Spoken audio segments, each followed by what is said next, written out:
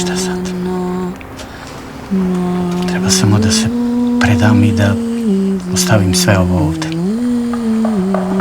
Došao neki murari mu hedži iz pizde lepe materine. I ja samo treba da odem. Da, zbog Duleta. Znaš, vidi,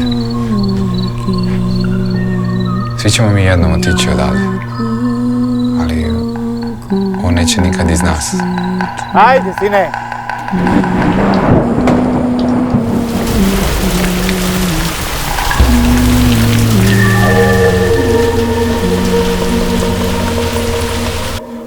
Mama, što je tata Dušan?